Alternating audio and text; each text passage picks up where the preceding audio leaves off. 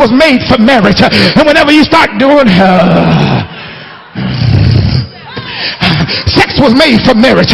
Sex was not made for singleness. Sex was not created for the pleasure of ungodly activities. But sex was made so that when Adam and Eve went into the bedroom and Adam gave Eve a lap dance, y'all can't feel me up here this morning. When Adam was giving Eve a lap dance, God put something in the sex that would please the man and encourage the woman. All I'm simply trying to tell you is that when you start doing things God's way, God blesses you because you're now fulfilling the purpose for which God has created something.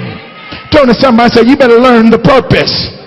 So Peter teaches me today that even though you fall, you can get up.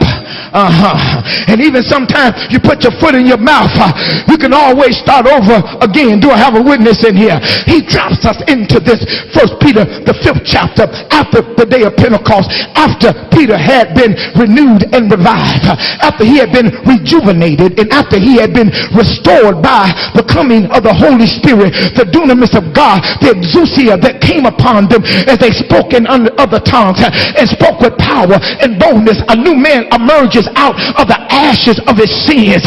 And many times today, the reason that you and I fall so much is because we're not allowing the Holy Spirit, number one, to lead us. Number two, to do his part. It's not your job to keep yourself. The Holy Spirit has been signed that responsibility.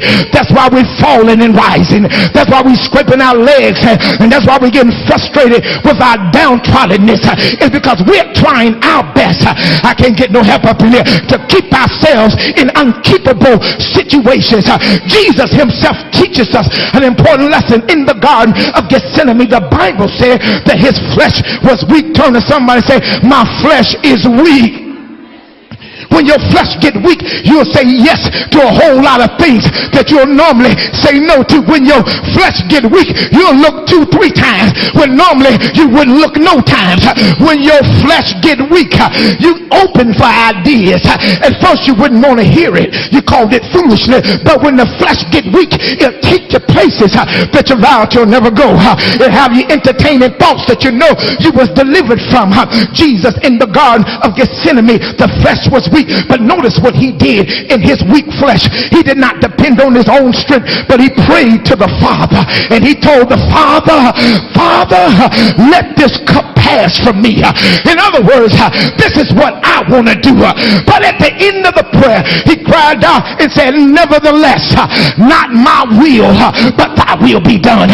Turn to somebody and say, let God's will be done. You can't go on your own will. You can't do it your way. You will fail and you will fall every step of the way.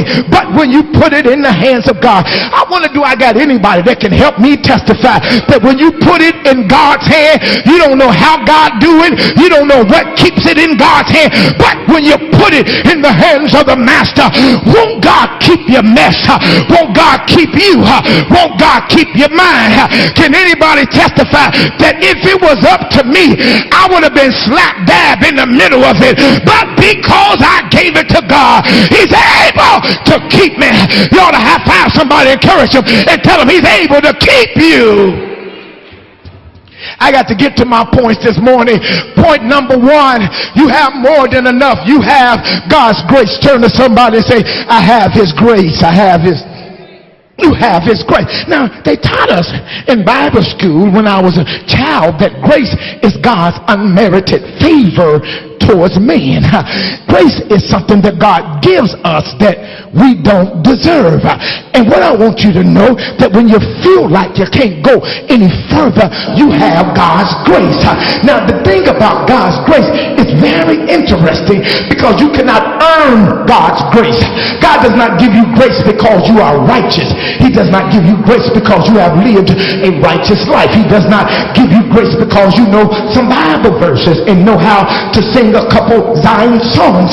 He does not give you grace because you are a regular church attender. Neither do he give you grace because you give your tithes and your offering and you cook dinner for your husband and you wash your children's clothes and you pay the mortgage. That is not why God gives us grace.